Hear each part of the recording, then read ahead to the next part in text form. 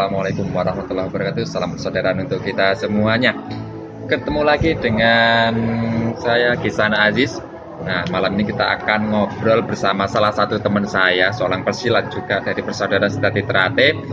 Dan kisahnya kali ini sangat luar biasa, berawal dari berlatih pencaksilat dan berprestasi. Dia bisa sekolah dari SMP sampai kuliah itu gratis tanpa biaya berkat prestasi. Oke, langsung saja bersama saya di sini ada Mas Rofik. Salam olahraga Mas Rofik. Salam. Salam persaudaraan. Oke, Mas Rofik, mungkin saudara-saudara kita pengen tahu gimana sih ceritanya dari hobi pencaksilat itu bisa membiayai sekolah. Dari SMP, SMA sampai kuliah itu gratis loh. Siapa yang nggak mau coba? Itu awalnya gimana itu? Nah, awalnya ya saya awal latihan itu dari SMP. Masuk pertama kali SMP, saya berminat ke pencaksilat dan kebetulan di SMP saya sekolah itu perguruannya PSHT. Nah, pas pertama kali saya masuk itu pas banget ada seleksi pertandingan yang namanya Popda, Pekan Olahraga Siswa Daerah. Nah, saya tertarik dong dengan apa yang dijelasin pelatih saya, kalau misalkan kita ikut pertandingan kita akan dapet yang namanya beasiswa salah satunya. Nah, diiming-iming gitu ya? Nah, ya. Makanya saya tertarik banget, berambisi buat ikut yang namanya pertandingan. Nah, pas itu rating saya latihan itu banyak banget, sekitar 50-an. 50 siswa. Itu angkatan saya. Di kelas saya itu sekitar ada 10-an siswa, itu teman saya semua malahan. Dan itu diseleksi dong, perwakilan, nanti yang menang mewakilin sekolah. Gitu. Nah, pas seleksi itu alhamdulillah saya yang paling unggul. Ya, gitu. Walaupun cuma bisanya tekniknya cuma pukul tendang doang ya. Cuma jab, tendangan A, jab, tendangan A. Emang saat itu lingkungan latihan di sana di mana sih latihannya? Di Kecamatan Kayen, Kabupaten Pati, Jawa Tengah. Oke, di Pati ya. Emang lingkungan latihan atau nuansa latihan di sana itu sudah diarahkan untuk ke jalur prestasi juga selain materi-materi ajaran gitu? Iya, betul. Jadi berhubung tempat saya latihan itu di sekolahan, jadi mau nggak mau kita harus nyumbang prestasi dong ke sekolahan gitu. Jadi seimbang antara prestasi dengan ajaran Esa Ternate itu seimbang. Jadi ketika mendekatin pertandingan, kita fokus ke pertandingan, kita TC gitu. Nah, setelah nggak ada event pertandingan, itu kita tetap latihan materi Esa Ternate, kayak senam, jurus, sambung, keesaan, tetap ada gitu. Oke, berarti awal mula dikenalkan dunia prestasi itu pas masih SMP. Pas masih SMP, pertama kali masuk. Siswa PSHT dan belum jadi warga. Belum, masih polos itu. Dan itu sudah ikuti dunia pertandingan prestasi. Betul. Apakah sudah berjuara saat itu? Alhamdulillah juara. Pertama kali tanding juara. Ya, kalau pelatih saya bilang kelebihan saya itu karena berani. Jadi nggak takut sakit dulu saya itu. Jadi asal hajar aja gitu. Jadi asal maju. Banyak ngerti peraturan pertandingan kali ya? Iya, betul. Jadi cuma modal nyali aja dulu bisa menjuarain kabupaten. Dan itu kemudian dapat medali kabupaten, medali emas, terus masuk ke Karsidenan. Nah, di Karsidenan itu saya kalah sama perguruan Bangoruyung, itu dari Kudus. Terus kemudian sekolah melirik, Mas Rofik ini punya prestasi, kemudian istilahnya apa ya? Dianugerahi beasiswa. Iya, betul. Oke, luar biasa. Nah, kemudian ketika sudah masuk SMA, apakah masih berproses juga? Masih. Jadi berhubung saya sekolah dari SMP Negeri 1 Kayen. Nah, masuk ke SMA Negeri 1 Kayen. Nah, SMA itu kebetulan juga pelatih saya SMP. Jadi perguruan PSHT juga. Oke, berarti masih ada ekskul pencaksilat ya? Iya, jadi berkelanjutan gitu. Dan di sana sering ada event-event juga. Iya, betul. Dan Mas Rofik tentunya aktif dalam pertandingan-pertandingan yang diselenggarakan saat itu ya? Ya. Mungkin O2SN Ya, atau ODSN, Popda Popda gitu. kayak gitu. Dan kembali lagi itu membawa nama baik sekolah dan sama perguruan dan ya. imbal baliknya adalah beasiswa. Betul.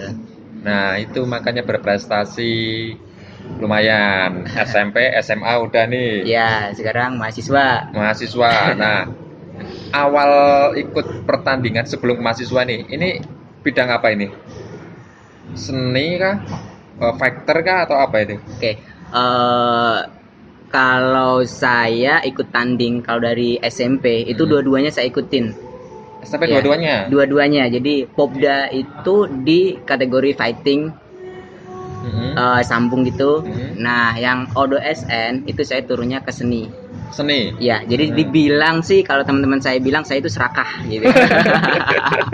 Jadi dua kategori saya ambil semua gitu. Sambil minum ya saya ya. Oke, lanjut.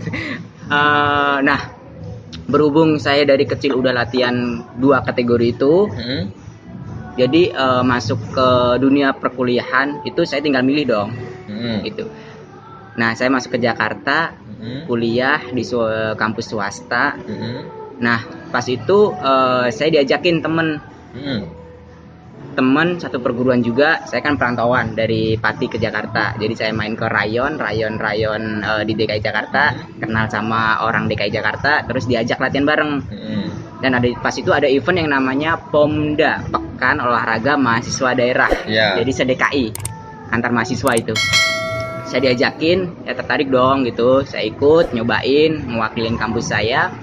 Dan pas pertandingan itu saya hanya mampu juara 3. Itu ya kalah sama atlet UNJ, peladanya DKI ternyata dia. Wede. Ketemunya sama pelada DKI. Betul. Terus dari situ kemudian bagaimana kampus bisa melirik? Tahun pertama apakah sudah dapat beasiswa? Nah, untuk tahun pertama saya ikut itu berhubung kampus saya itu belum begitu dibilang kampus gede, bukan. Kampusnya kampus masih berproses ke universitas, jadi STEMIK Nusa Mandiri namanya.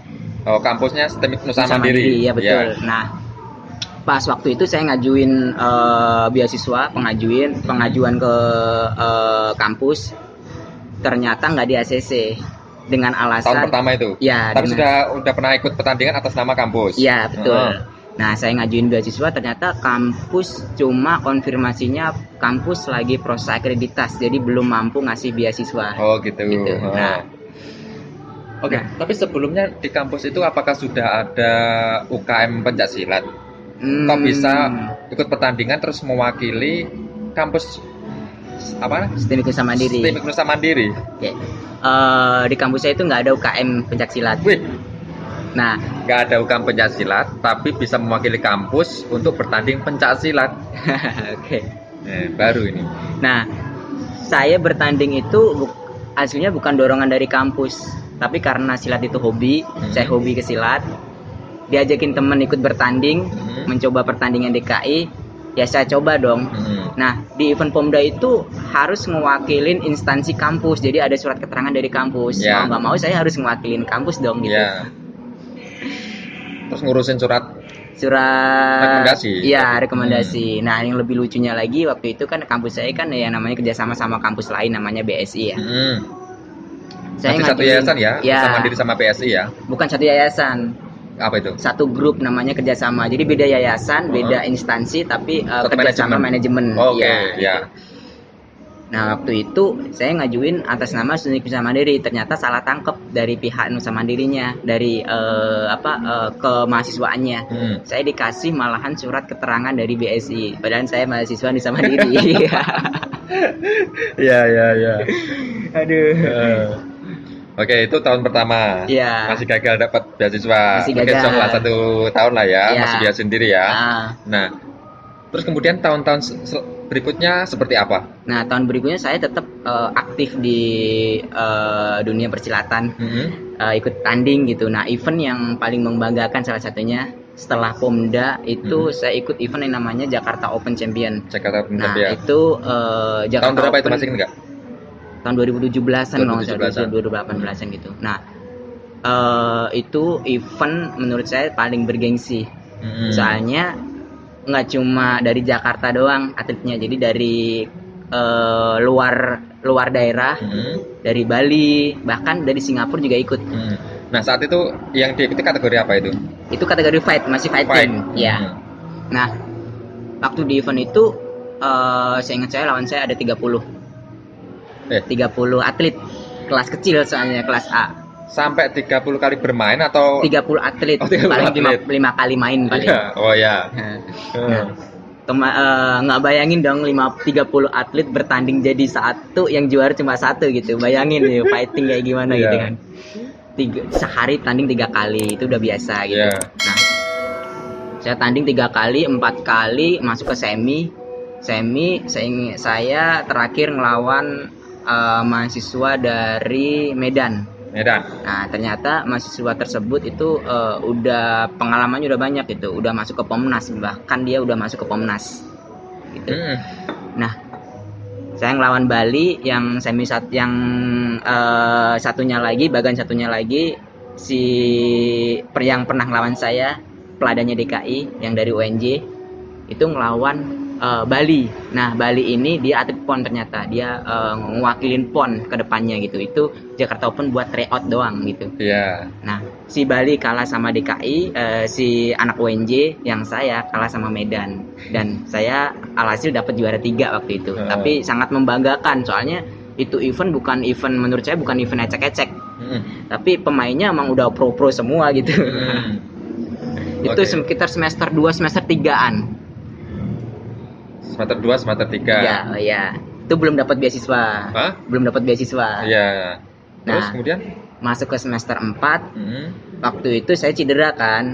Di Jakarta Open tuh saya cedera bagian sini, agak geser gitu. Nah, cedera, saya agak pasif, jarang ikut pertandingan. Nah, dipanggil kampus di semester 4, terus disuruh ikut tanding lagi. Sekarang malah kasih info itu dari kampus sekarang. Ya. Terus saya bilang ke kampus, aduh, saya udah nggak mau mewakilin kampus, saya ngajuin beasiswa berkali-kali aja nggak dapet gitu. Nah, terus di kampus gini, yaudah Pik, nanti beasiswa pasti dapet kok, saya jamin pasti dapet gitu.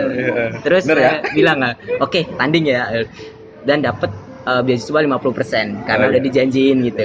Dari semester 4 dan seterusnya itu 50%. Tapi terakhir ini yang semester 8 itu saya dapat 100%. 100%. Ya. Oke. Nah, kalau nggak salah dengar, ini saking senengnya di dunia persilatan dan juga prestasi sampai bikin UKM di kampusnya, Nusa Mandiri, ya.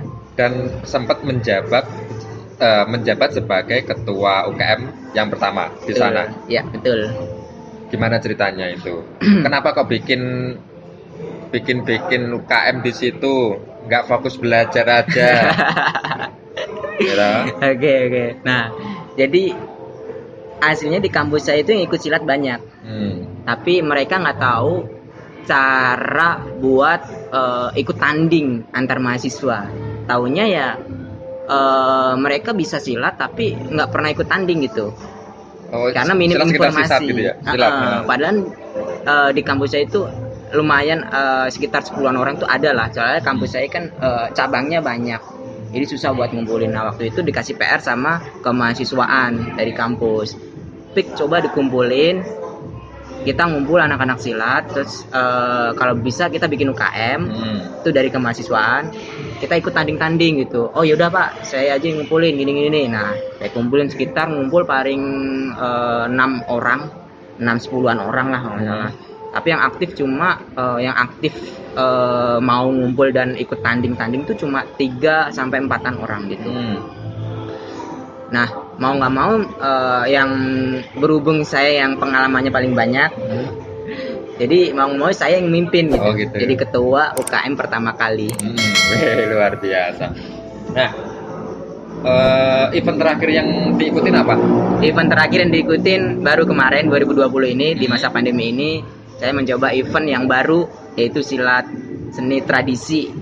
Silat seni tradisi. Ya, jadi kita gerakan solo spell kalau di PSAT bilang ya. Solo spell kita gerakin, nanti ada penilaian, kita ngelawan beberapa perguruan tradisi virtual ya. Virtual. Dan itu alhamdulillah dapat juara 1. Oke. Kan selama ini yang kita ketahui kan fighting nih. Terus kemudian ada kategori Senin, TGR, tunggal, ganda, bergu ya.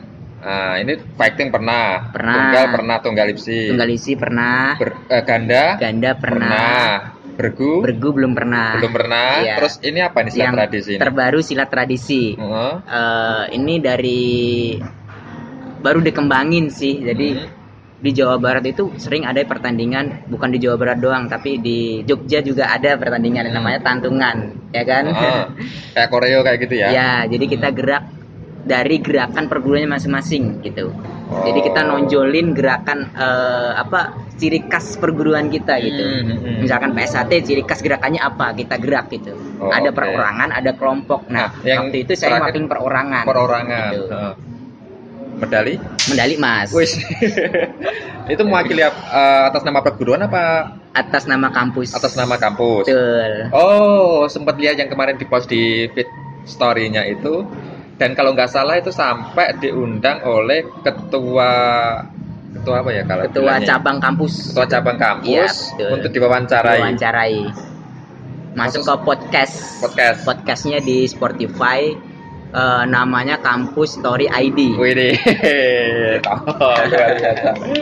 Oke, nah tentunya dari sekian lama sekian perjalanan di prestasinya, ada dong sosok yang selama ini merasa, berkat beliau saya kenal dunia prestasi dan jadi seperti ini. Kira-kira mungkin bisa dibagi dari dasar mengetahui dunia prestasi ini. Siapa sosok itu? Oke. Yang paling berjasa ya di dunia persilatan sampai saya bisa seperti ini, berprestasi, dapat beasiswa, yang pertama adalah pelatih saya pertama kali yang latih saya, namanya Pak Sutiknyo. Ya, itu pelatih saya dari SMP sampai saya warga. Bahkan sampai warga juga saya masih dilatih itu. Itu Pak Sutiknyo itu ngelatih bukan hanya prestasi tapi budi luhur juga saya dilatih, jadi sopan santun gitu. Yang kedua atas nama Mas Adi, saya manggilnya Mas Adi. Itu asli orang Mojokerto. Kebetulan lagi kerja di Kudus. Dia manajernya Sharp cabang Kudus. Nah, main ke Pati dan ngelihat saya semangat latihan dan prestasi saya juga lumayan, jadi tertarik buat ngelatih saya di TGR. Jadi moles TGR saya dipoles, jadi seni tunggal ipsi saya dipoles gitu. Sampai saya ke Jateng, waktu itu hampir juara 1 tapi gagal, ada kecelakaan dikit lah di gerakan, jadi cuma juara 4. Kalau waktu itu saya juara 1, 2, 3 nya itu mungkin dapat 5 jutaan kali. SMP itu misalnya event ODSN ya? Event ODSN itu emang bener-bener event bergengsi, duitnya banyak itu. Itu yang kedua, Mas Adi. Sampai saya ke Jakarta, kenal sama warga-warga sesepuh, salah satunya Mas Sakti, itu juga dari Mas Adi. Mas Sakti Tamat, betul. Sesepuhnya Esa Trate. Berarti Mas Sakti Tamat pernah bimbing Mas Rafiq juga nih?